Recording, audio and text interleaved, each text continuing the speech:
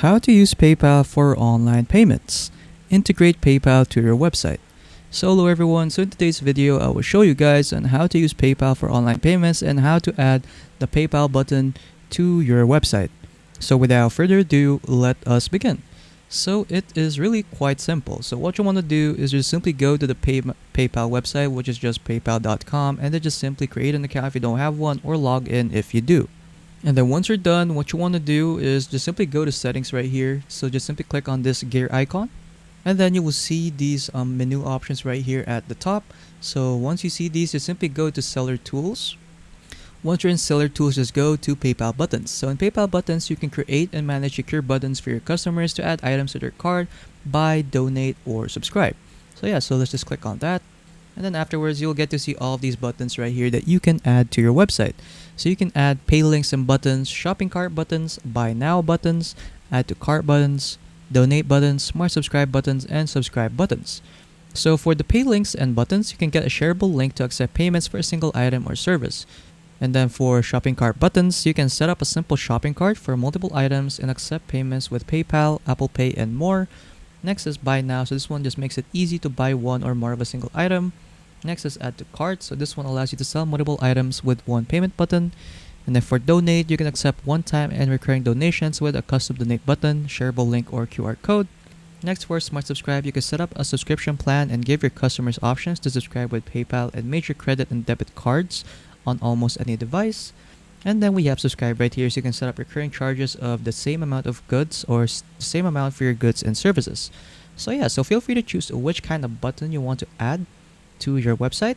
So as an example, I'll just add a buy now button right here. So I'll just click on this and then we'll be redirected here.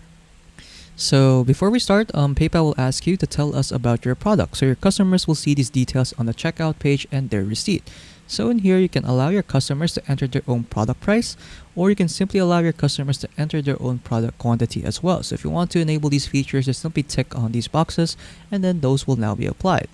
So yeah, but for me, I'll just leave it. Next is product name. So just simply add the name of your product right here. So for example, I'll just name it as test.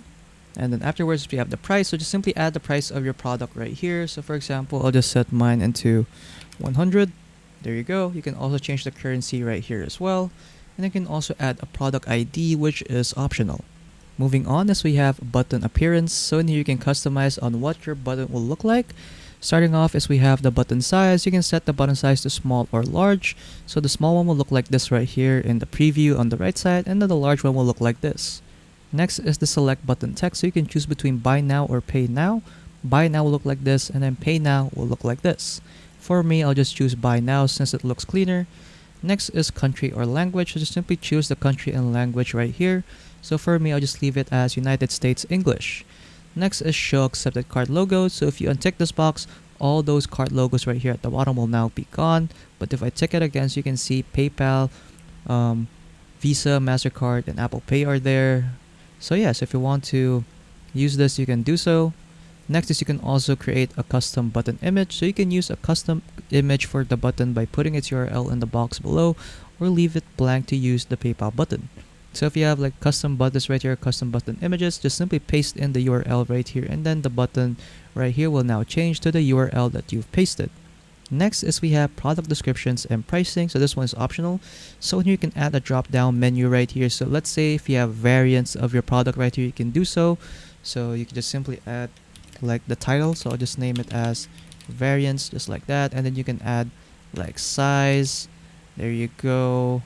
Or like color, something like that, and then you can simply add pricing per description, so something like that. So I'll just add USD, set the price right there, the color as well. So yeah, but for me, I'll just leave it. Next is we have add a message box for custom requests. So if your product is focused on like engravings or writing, something like that, you can simply add a message box right here for custom requests. If you want to do that, it will look like this in the preview right there. So you can add the name of your message box right here. So you can just simply add custom requests as a title, for example, and then a customer can now add their custom request right here in this box. So yeah. Next is we have optional tracking. So first we have the save button at PayPal. So you can protect your buttons from fraudulent changes automatically add buttons to My Save buttons in your PayPal profile.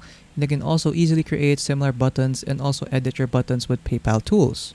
Next, we have track inventory. So in here, you will also get to track the inventory of your items. So if you do so, you can simply just add the item ID right here, the quantity in stock, the alert quantity, and the price. And then what you can also do right here is also track the profit and losses. You can view your profit and losses report by product or service. Again, you will need to add the item ID, the quantity in stock, the alert quantity, which is optional, and the price, so that you will get to use these features. And at the bottom right, you can also check out this option right here as well, like, can customers buy an item when it's sold out? So if yes, you can just simply tick the circle. If no, just simply tick this. Next is we have optional settings. So in here you can set up tax and shipping, so you can include tax and shipping and more. So in here you can add a specific sales tax rate right here, so you can just simply add the percentage right here. Next is the shipping rates. You can also add the shipping rate right here, so just simply enter the price of the shipping rate right there. Next is you can also customize your checkout pages. So in here you can enable this feature right here to don't request a customer's shipping address. So this one is used for sellers that sell like digital products. So if you sell like digital products, you can definitely tick this box right here, because this one is for products that are electronically delivered. So for example, photos, music, and etc. And the next is we have return URL. So you can enter the web page address right here and where you'd like to redirect your customers after they successfully complete a checkout. So if you have a specific or custom page for that, just simply add the URL right here. Same goes with the cancel checkout URL. So you can enter the web page address where you'd like to redirect your customers if they cancel their transaction. So just simply add the web address there as well if you have one. Next is we have advanced variables. So you can use a line break between each variable. So these variables will appear in your button's HTML code. So if you know HTML code, you can simply add variables right here as well. So just simply click on add advanced variables and you just simply type in the code right here if you know how to code in HTML. And then there you go. So that's pretty much on how you can customize your button. So once you're done customizing your button, just simply click on save and create button. There you go, and then you'll be redirected here. So just simply copy the code right there. And then next, what you want to do now is just simply go to your website editor or builder. So for me personally, I'll be using Wix as an example. So in here I made a sample website and where we're going to add our button. So you can use any website builders. You can use like Squarespace, Shopify, GoDaddy, and etc. But for me, I'll just simply use Wix. So to add the button, I'll just go to add elements right here, and then I'll just go to embed code, and I'll just simply embed an HTML. So I'll just click on that, and then there you go. So here we have the HTML settings. So I'll just click on code right there, and then I'll just simply paste in the code, click on update. There you go. Let's just wait for it to load, and then there you go. We now have our button.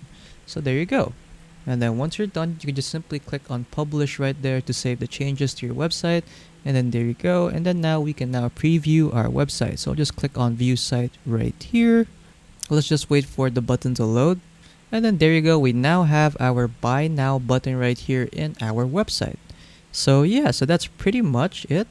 The way on how you can add PayPal buttons to your website manually, because some website builders have the option already as well to just simply add your PayPal button, which I'll just show you guys right now. So for example, just go to add elements right here, go to button. As you can see, there's an option right here that will allow you to add PayPal buttons right here directly. But if your website builder doesn't support that, you can definitely use this option right here that I showed you guys a while ago, just by making a button right here directly in the PayPal website, and then just simply copying the code and then just pasting it in your website editor.